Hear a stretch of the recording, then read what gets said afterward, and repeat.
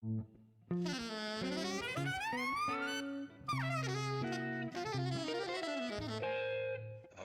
Jazz.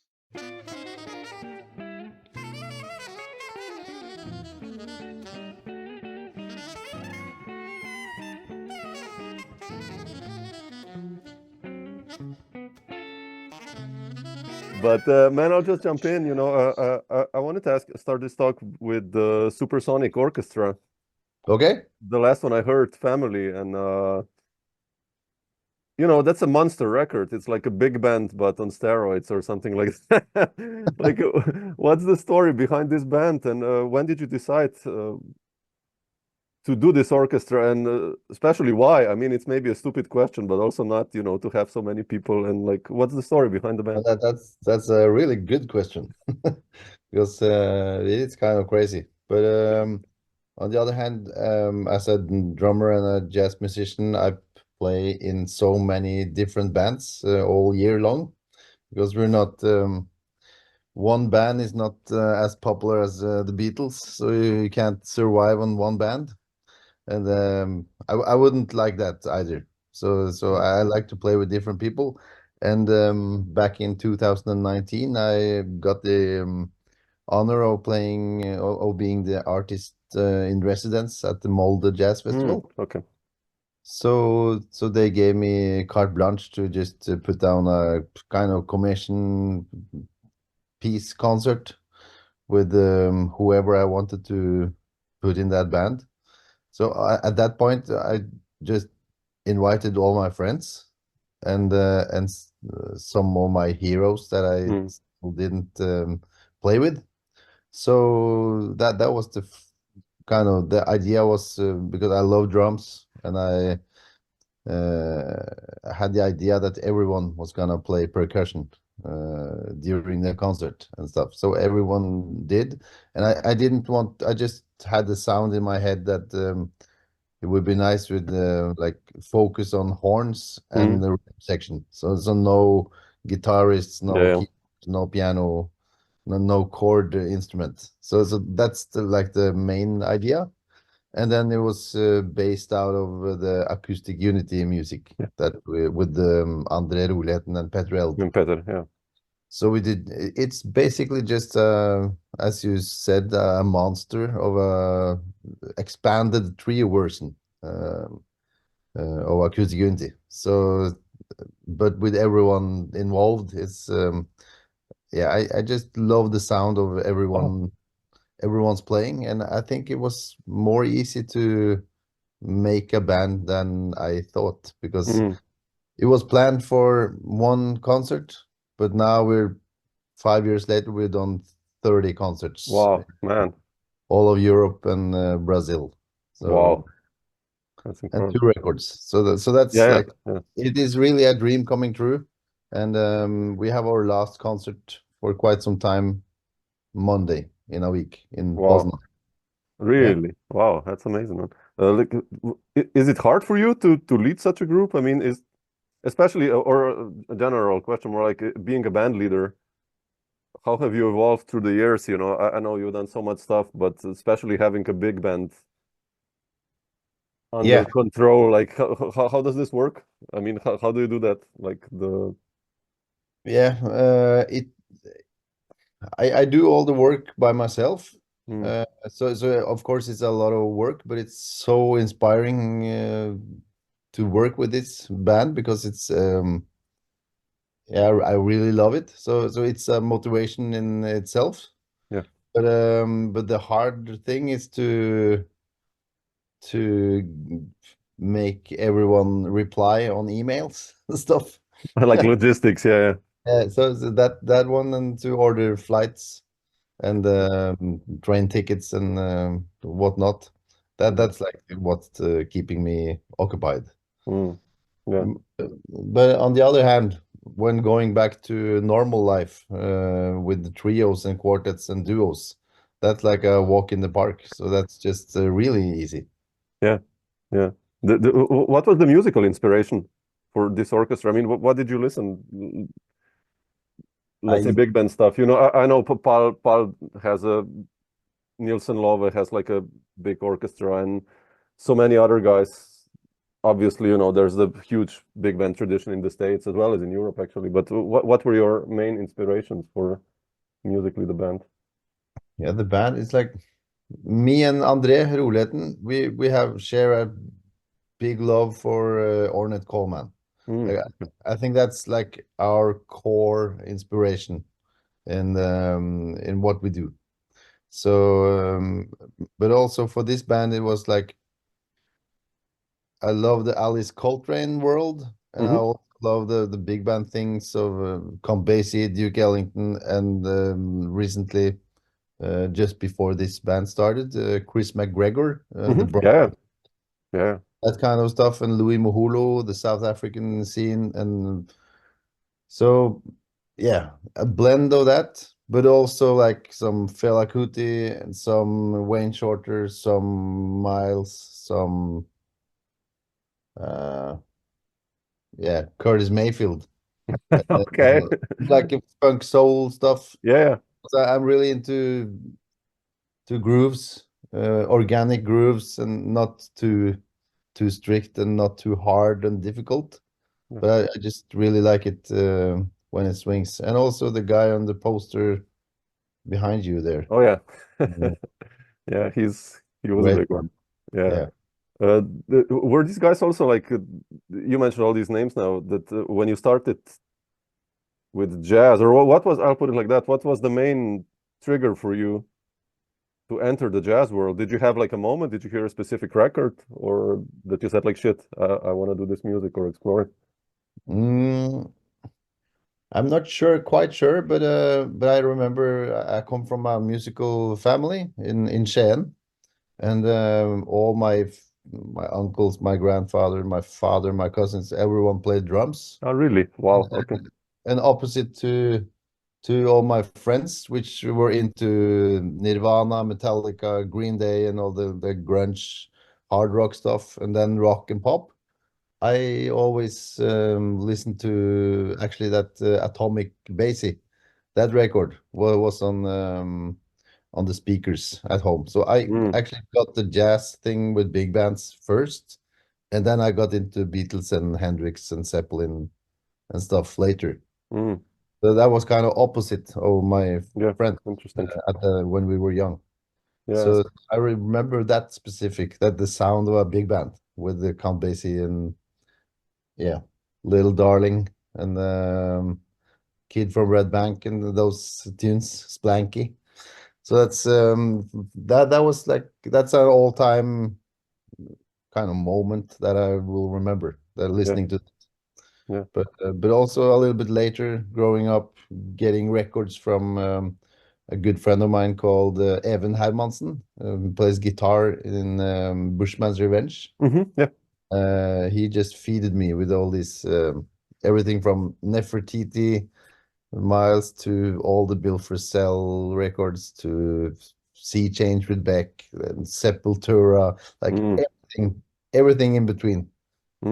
Satie, like he was always one step ahead of me, 1 year older, so he had all the knowledge. So that was also like this when I found out, like not specifically jazz, but like open world, open music world where you can just blend everything you have listened to and everything you like, and there's no border. You don't have to do that or that. You could just create something with the open ears and an open mind. That's what I like, and that came with the jazz music on an early stage, I think. What about the drummers specifically? Like who impressed you in the beginning? I mean, like, or there's so many. But if you have what time is it? Yeah, exactly. No, yeah. But specifically, I started to have drum lessons with a Norwegian drummer called Audun Kleive. Oh yeah, really? Oh, okay, sure. I know. We're from the same hometown, and I think he actually played with a Finnish piano player in the 90s called Samuli Mikkonen. Okay. I think so. I have a record with him. Anders Jormin on bass. Oh, really? Okay. But anyway, was he is still my biggest hero, and he taught me to how to play cymbals. He taught me to listen to the Police, and said so many wise things, and that really stuck to me forever. Yeah. So changed kind of my view on how to play music in a way, because he didn't think in a conventional way about music. He was just telling me to be on the edge all the time and try to Yeah, play that's important. that I don't know how to play and that I didn't rehearse yet. So just he challenged me in a way, and to don't do the easy way out in a way. Yeah. And then I started to just dig into his world. He was playing with Terje Rypdal in the 80s. Everyone, yeah. With he had a great band called Audun Kleive's Bit. Oh shit, I don't know this one. Okay. It was called Generator X at some point, with Ståle Storløkken on the keys and Christian Wallenrød on the keys. Okay, to find it. So he had a huge impact on me, and which later led to Jon Christensen, actually. Oh, sure, yeah. Instead of opposite, because Audun, yeah, he was a big fan of Jon. So that's the Norwegian drummers, to be short. And yeah, of course you have, yeah, I can't say enough how sure, much yeah. to Jon Christensen. But yeah, so those two drummers kind of changed my perspective of drumming and to play music with others. And then you have the American list with Tony Williams, Jack DeJohnette, Elvin Jones, and Roy Haynes, Max Roach, Bill Higgins, Ed Blackwell, Paul Motion. Yeah, You did the homework, yeah, then sure, yeah. It's just so many great drummers in the world. So yeah, and drummers are friends as well. That's my experience. So we're just a bunch of drummers hanging out with the musicians, having fun. There's this Italian Norwegian drummer called Paolo Vinaccia. Sure, yeah, no problem. Yeah, you know him? Yeah. He died some years ago, Yeah. but he used to play concerts with a T-shirt saying almost musician. Yeah. I play a lot with Arild, Anderson, and so he told me that, him and Paolo played a lot together. So oh, cool, yeah. Yeah, so he was a great drummer. I mean, yeah, amazing. Yeah. I mean, I wanted to ask you about the Norwegian scene. How was like also your connection with the elders? Because like Norway has, at least for me, such a strong tradition going on back to the Jon and Arild and all these guys starting already in the late 60s. And then this free scene emerged, with kind of the revival in a sense with Atomic and all these bands, the Scandinavian groups. How did you enter the scene? I mean, like, who were the first players you connected with, and how was the vibe on the scene when you started playing, actually? I kind of started playing jazz in late 90s, in a way. I'm 40 now, so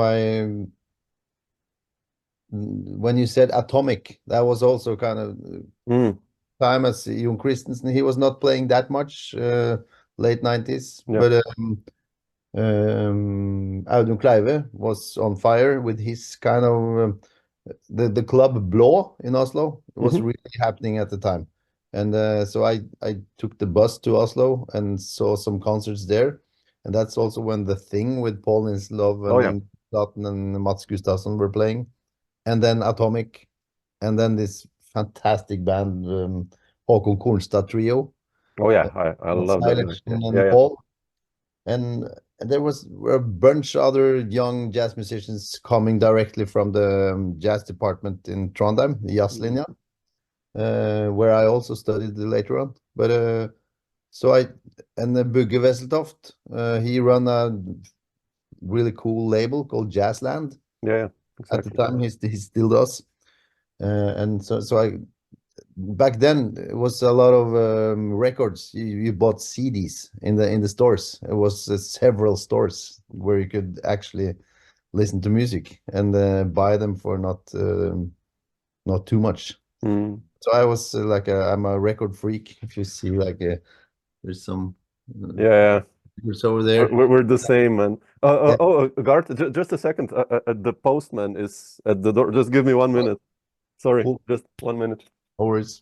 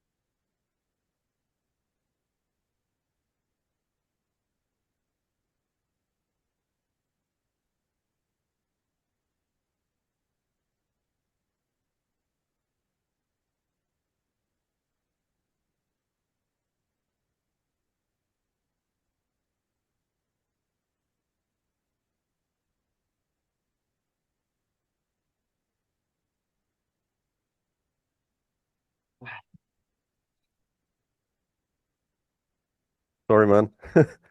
Or it's important with the mailman.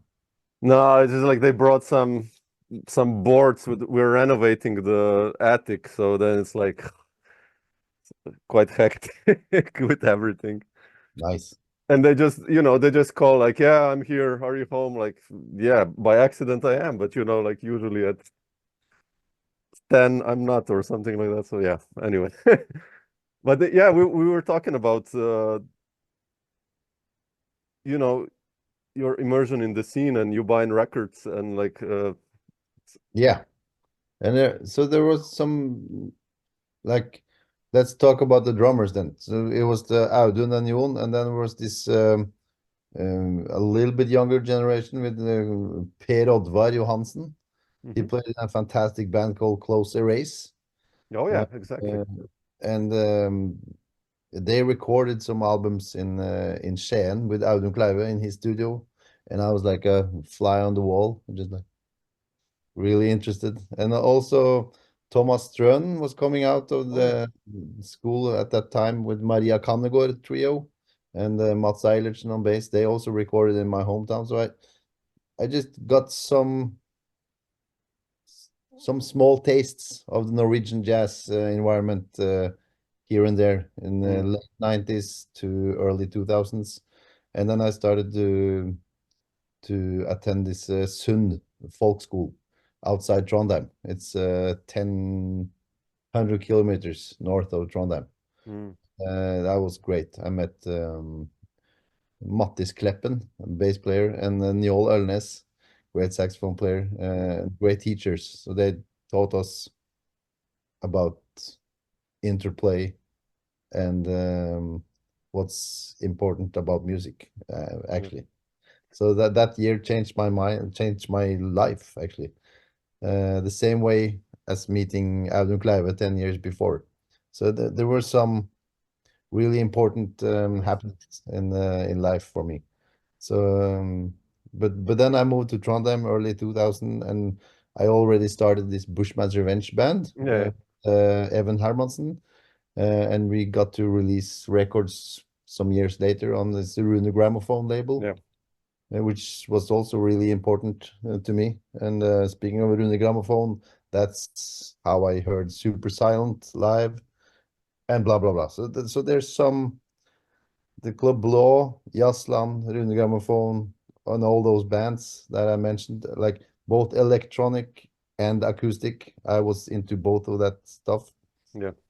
So I were really inspired and motivated to kind of try to follow those paths Mm, at the same time as like Miles Davis, Miles, and Four and More, and Live Evil. Those records were yeah, that's killing. Yeah. fantastic, and I was like, but at that time I just tried to be copy everyone else. I didn't find myself yet, so I just was copying and copying and copying, and I didn't know how to be focused in the music when Mm, I with others, because I was just thinking of what would Elvin Jones do, or what would Brian Blade do here.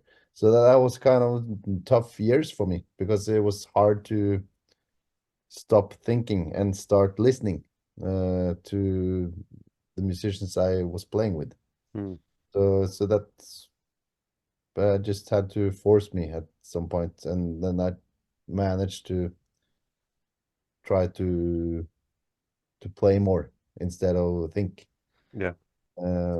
But that's cool to have these periods when you just transcribe and copy your heroes. Oh man, But then absolutely. Yeah. at some point you just have to realize that you can't be them. You have to find your own way, Mm, in a yeah. way. That's not easy, but if you just yeah, if you find some persons that you share the same musical vision together, then Yeah. you can at least you have could start a band. Yeah. Yeah. And, yeah, Did you ever go through a phase of standards also, like and stuff like that? yeah. In school, Okay. I went to a lot of jam sessions, and Okay. yeah, but I never learned to play jazz Yeah. like Yeah. the 100% correct American way.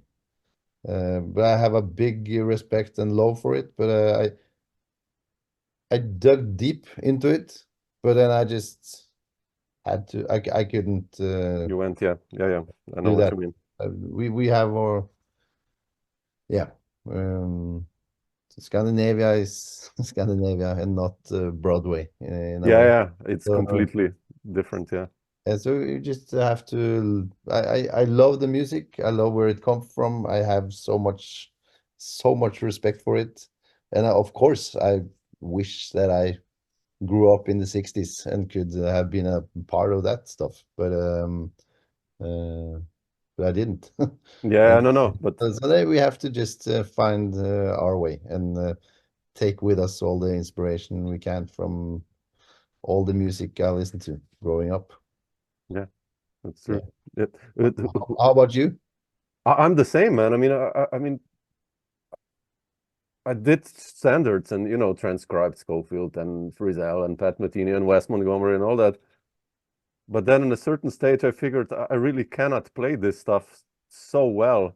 And I mean, I love it, but I don't love it in a same. You know what I mean? I really like listening to it, but when I play it, I don't know, Stella by Starlight, I didn't really feel it like I own this. That this is so really early. I fell in love with Ornette Coleman. That I was like, what the fuck, man?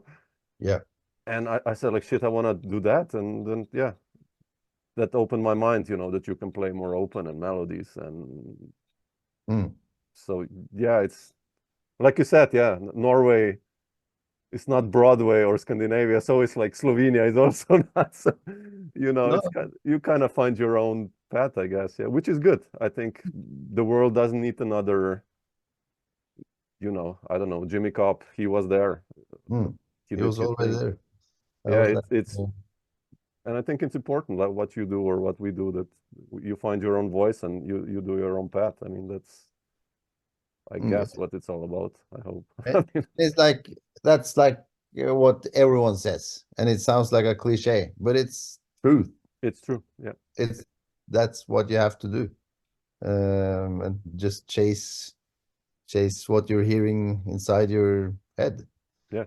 But also, it's interesting to hear that you're really into Ornette Coleman because Oh man, so many people saying just the same thing. Just like old Ornette Coleman opened up man. uh, in another way because then it was like the forms Yes. could be different shapes and colors to a song than just following a straight blues form or whatever. Exactly. Yeah. Even though it's really bluesy, It's bluesy. Yeah. uh, Yeah. in in another sense. Yeah. It's like those Atlantic recordings, that 5 CD set. Yes. I mean, I transcribed every solo by Ornette. I have like a stack, like Congeniality, all those tunes, like all the Wow. solos, Lonely Woman, by just transcribing, listening. And I mean, I didn't play them all, but just it was like shit. I want to learn the lines, and then yeah, I was like, damn, that's so cool, Great. liberating. Yeah, I love that stuff. It's so cool to and it's really nice to play drums too. Uh, Me and Andre Roleten, we have a duo called Ramblin'. Really? We Oh just wow. we play Ornette Ornette. tunes, but it's not a tribute in the same way as other bands pay tribute to other bands and musicians Mm-hmm. because with the Ornette music, it's more organic and it's Organic. Yeah. the way I see it, it's much easier to jump into and do something new with it. Yeah. Because you can approach it in so many ways without being disrespectful or without you can always hear the melody, no matter what you do. If you Yeah. play like a really fast swing on a ballad, or if you play really slow on a quick tune, they can be played It in works. every way.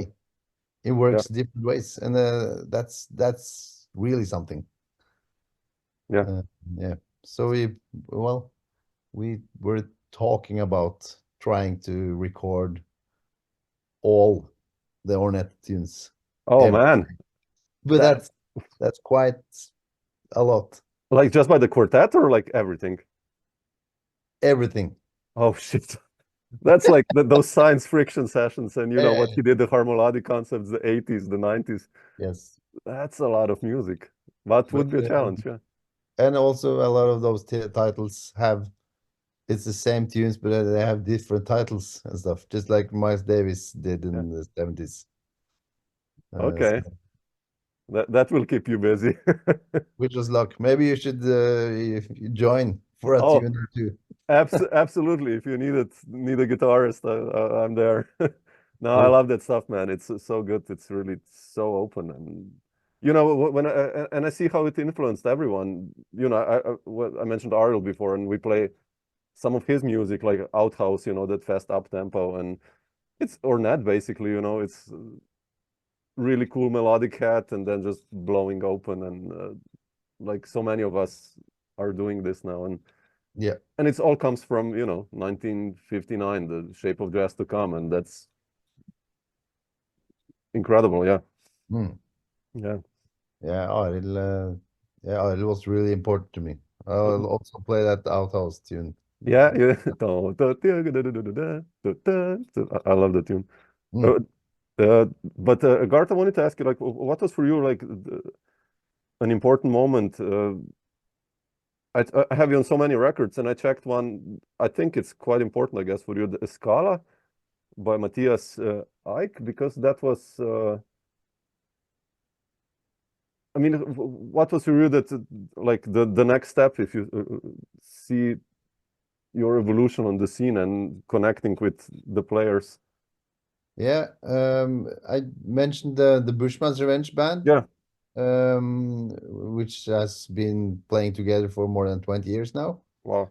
And You're still playing, actually? yeah, still playing. Oh, wow, man, that's Well, yeah, incredible. Wow. Okay. really fun.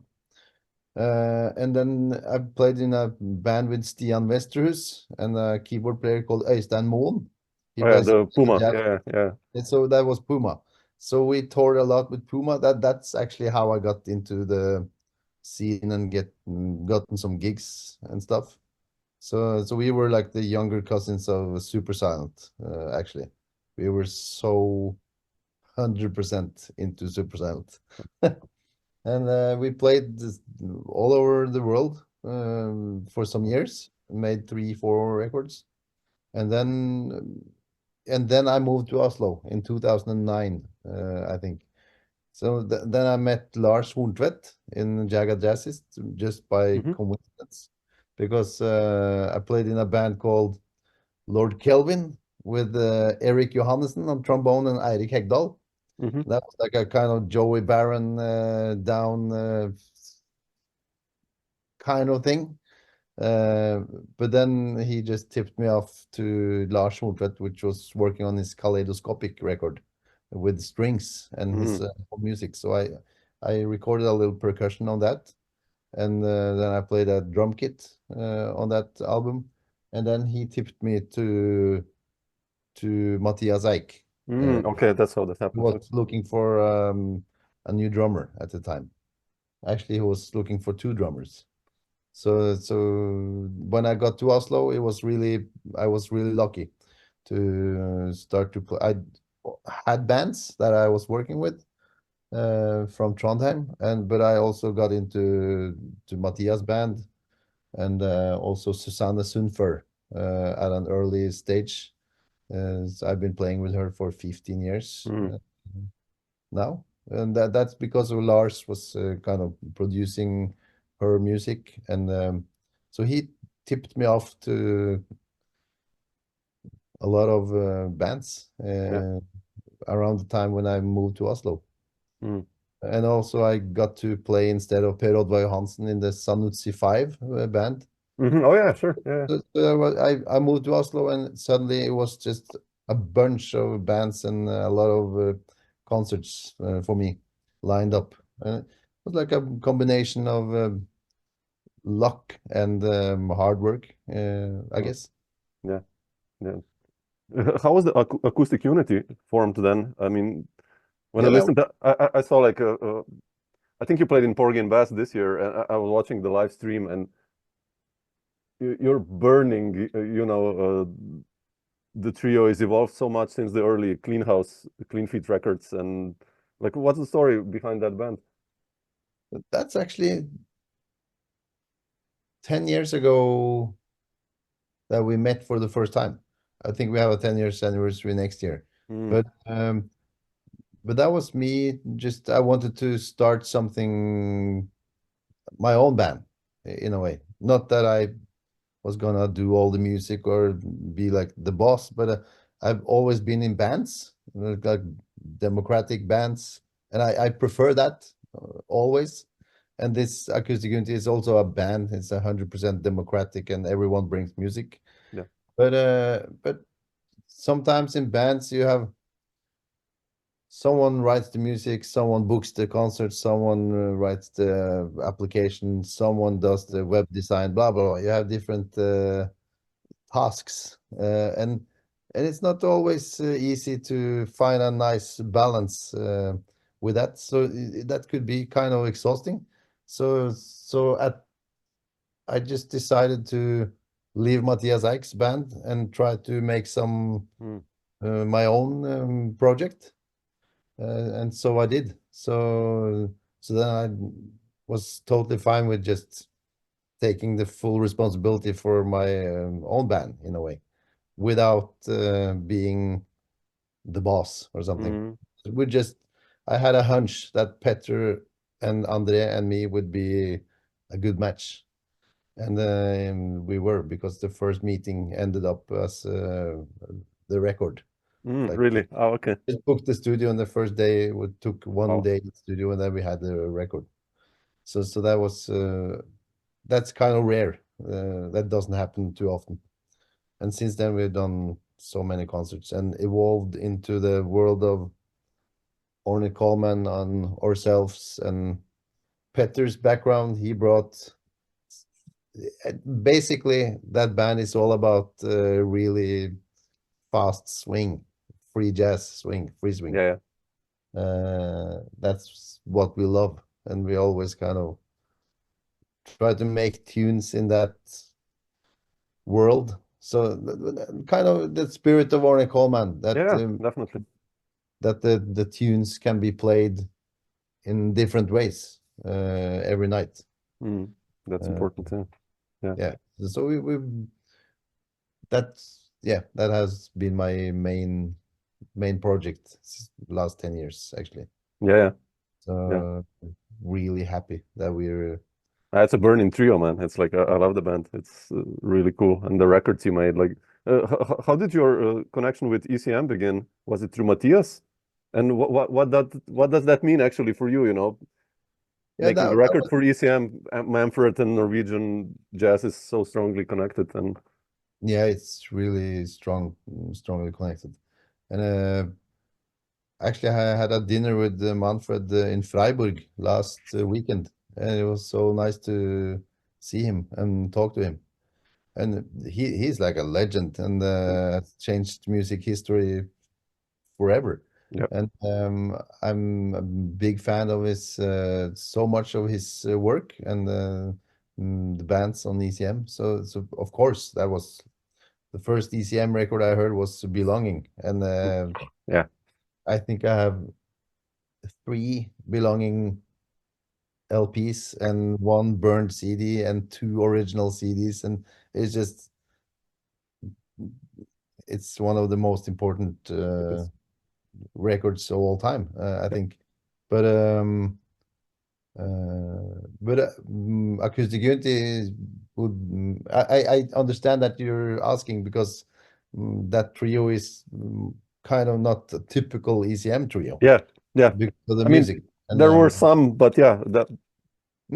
So we played actually. I think Steve Lake was hearing us at Jazz Ahead one year in Bremen. And then I worked with Steve in La Buisson studio before that with Machi Obara quartet. Okay. So that's the first time I met Steve, and then he asked me whether I was interested to do a record for ECM with that trio. like, of course, that would be amazing. And then the pandemic came, and we know the story. So it was like we made it during the pandemic in France after a lot of postponed sessions and stuff. So that was amazing to get to ECM. Yeah. And now it's finally on vinyl as well, which was a dream for me. Sure. But it's actually this we changed the way we play a little bit when you work with a producer and when you're recording in different rooms, like separate rooms. That's Yeah. I'm used to play to record in the same room, just because then I don't have to use Yeah, headphones. I like that too. Yeah. So, but so that's a different way of working.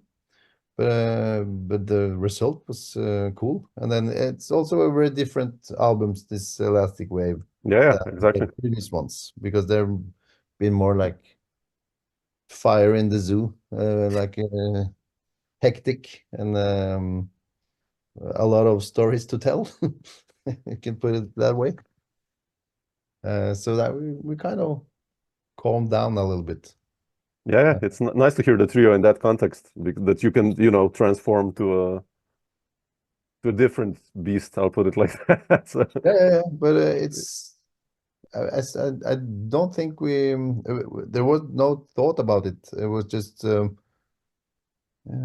just felt natural, natural. and Yeah. the tunes were the tunes for that session. So I didn't have anything in mind. It just ended up like that. Mm, So yeah, yeah. that's what happens next with that band. Yeah. Yeah. Are you working on new material for the trio also, or I mean, have you something planned for a new recording, or? Yeah, hopefully I have some new music, and then I will try out this summer, and I Mm, will record in the fall or winter. fantastic. Probably, no, actually, I'm planning to have a couple of guests on the album. Oh, beautiful. Let's see about that. Fantastic. Yeah, yeah. How do you write music usually? What's your process? Vibraphone. Oh, really? I Okay. have a vibraphone, and I have a Wurlitzer Okay. electric piano. I love the sound of it. I'm not good at playing it. I just like the sound of it. And my really easy, stupid melodies sounds much better on a Yeah, yeah, but they're, yeah, um, nice stuff. but it's always, when we have kids, and I'm always just when I get creative and get into a nice working session with a lot of ideas, then it's like, oh, now it's Yeah, 30, I have to pick up in the kindergarten. I know exactly what you. So, but that's kind of cool, because then I have to sing the melodies, or if I have an idea or a riff, I can That's a just good, yeah. sing into my voice recorder on my phone. And then sometimes I just send those demos to Andre, and then he transcribes it on the saxophone. He's like, wow, this is crazy. So he has, yeah, he should have a Medal of Honor or something for sticking with those shitty demos. No, like, yeah, it's a good way to sing. I mean, Ornette is also singable, huh? Yeah. If you think about it, it's like it And sticks. also the thing, learning by ear, That's African another way, one. just like then it just, instead of reading the music, Yeah. then it sticks to your body for much longer. Yeah. It might take a bit longer time to rehearse it, but and learn it. But then when you learn it, then you learn it by heart, I True. think. Yeah. True. Yeah. So Couldn't agree more. Yeah. Otherwise, Gart, what's still on the schedule for you for this year? Do you have some tours planned up or gigs or? yeah, I'm quite a busy summer. I'm going to Canada with the Team Hegdal. Wow. With Okay. Eirik Hegdal and Ole Morten on bass, and originally André is on saxophone, but he's having a sub on that tour. Fantastic. The Nemo. And then we're playing 3 or 4 festivals with Acoustic Unity, one concert with Supersonic Orchestra, and I'm going to play with Bill Frisell on Molde Jazz. Oh man. Oh, Gonna damn. play a duo this summer. Really? Yeah, I'm so stoked about that. Like, will you play music or just freely improvise or? I think we will just maybe a combination. I'm not sure. I haven't. You should record that, man. I mean, Frisell, he's the hero. He's for me like, you know, that's if there's a god of that's it's him. Oh, Yes, fantastic, man. totally. So then we have both Ornette Coleman and Bill Frisell in common. That's Yeah, I mean, good thing. the Rambler album, man. That's like for me. I heard that stuff and I was like, shit, what the? Yeah. You know, oh, beautiful. Arild on a couple of tunes as well. Yeah, Yeah. Nice. fantastic. Yeah, so I'm really looking forward to that, and I'm going to do some concert with Susanne Sundfør, her band.